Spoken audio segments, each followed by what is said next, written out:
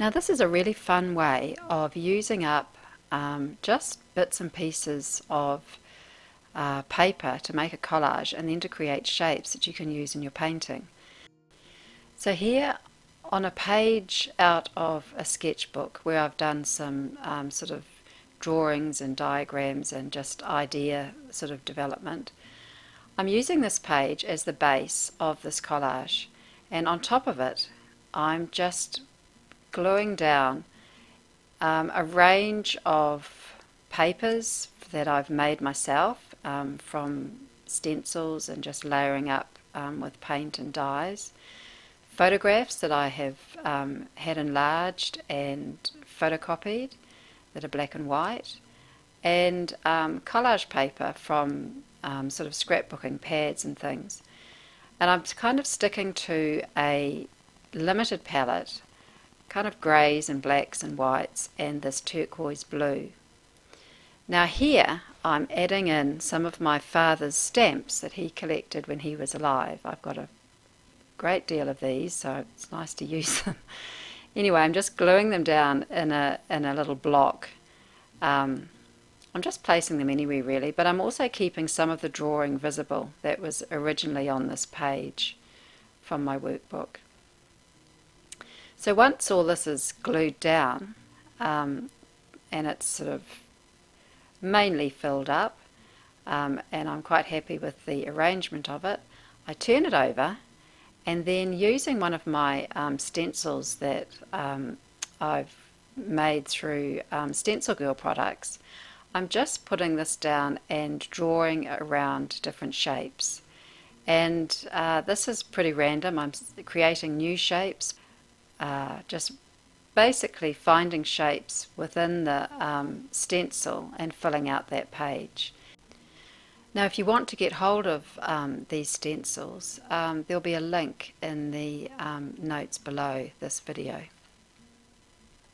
Now I'm cutting around the shapes, and I'm cutting them out, and they create really interesting shapes that are made up of these collages that I stuck down on the back, and they're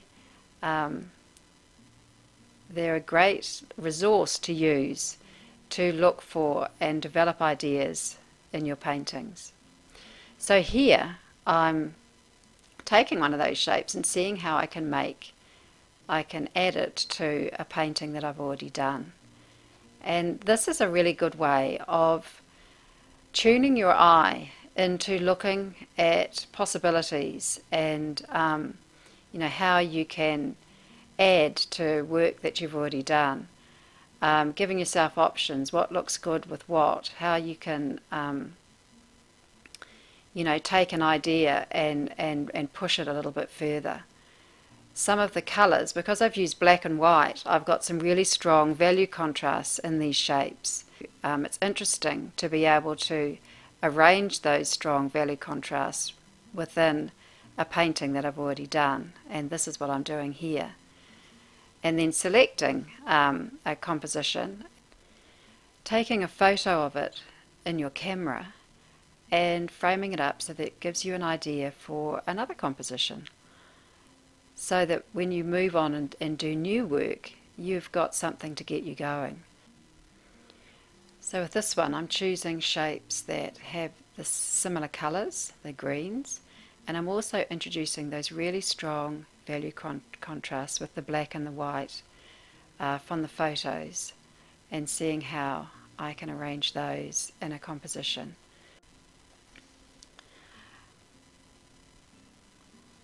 I like the introduction of that thin line that sort of spreads across the upper middle of that painting.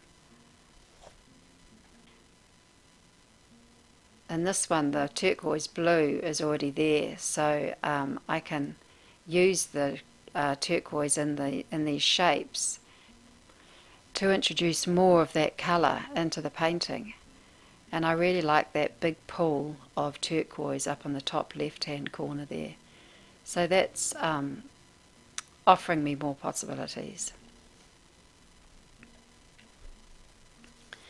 Being able to lay these shapes down and rearrange them just gives you lots of options, and helps you to train your eye into seeing what will work and why it looks good. So in each of these paintings I've chosen the little shapes that have colours that relate to the painting that I'm looking at, so that they can sort of integrate and sit within it rather than being completely different from what I've already got. And in this one I really like creating that sort of lean to the left by putting all the shapes on that sort of slight angle that I had already set up within the painting. And that has given me ideas for a possible future painting.